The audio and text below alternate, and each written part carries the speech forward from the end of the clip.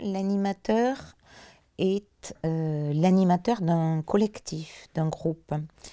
Et de fait, il doit s'assurer que ce groupe fonctionne de façon apaisée, agréable. C'est ce qu'on appelle faire en sorte que le vivre ensemble se passe au mieux. Et il est garant de ce vivre ensemble. Il contribue à ce que toutes les potentialités de chacun puissent s'exprimer au sein du groupe et que soient bien pris en compte les différentes capacités des uns et des autres, leurs différents niveaux d'intervention possibles, leurs différentes expériences, toutes leurs représentations.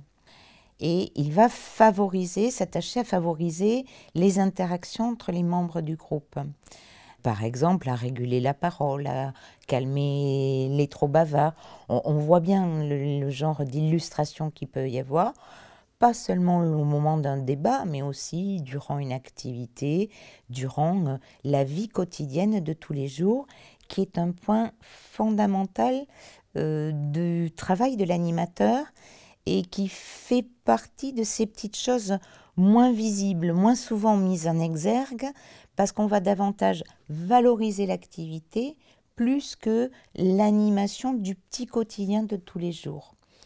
Le petit quotidien de tous les jours, c'est quoi? C'est faire en sorte que on respecte les rythmes de vie des enfants, qu'on fasse attention à ce qu'ils gardent leurs affaires, qu'ils puissent, leurs affaires bien rangées, c'est faire en sorte qu'ils puissent ne pas se chamailler, qu'il n'y ait pas de tension dans le groupe.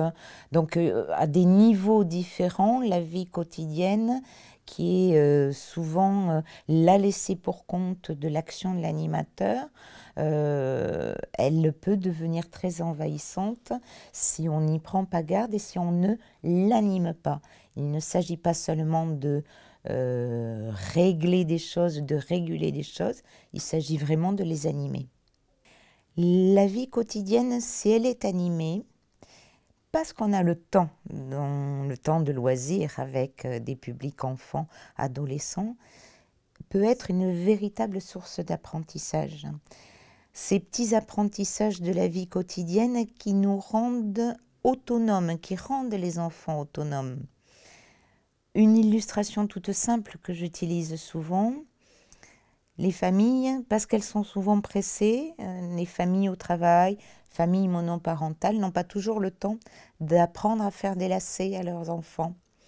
On achète beaucoup de chaussures dites avec des scratchs. Les enseignants n'ont pas nécessairement le temps de faire ce genre de choses. Il faut aller vite dans la cour de récré ou vite prendre le bus pour une activité à l'extérieur.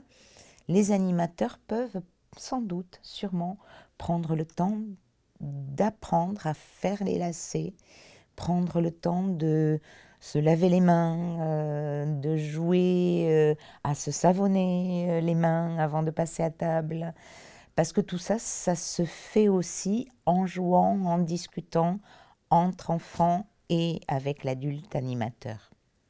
Il s'agit de faire attention à ce que des enfants ne soient pas en retrait pour que l'animateur soit véritablement animateur du vivre ensemble. Il s'agit de faire attention aussi à ce que on respecte des habitudes des enfants qui ne sont pas toutes les mêmes.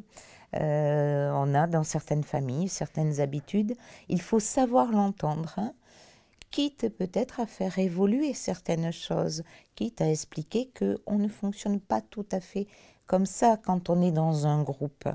Voilà deux illustrations peut-être pour dire des attentions spécifiques dans ce registre de l'animation de la vie quotidienne.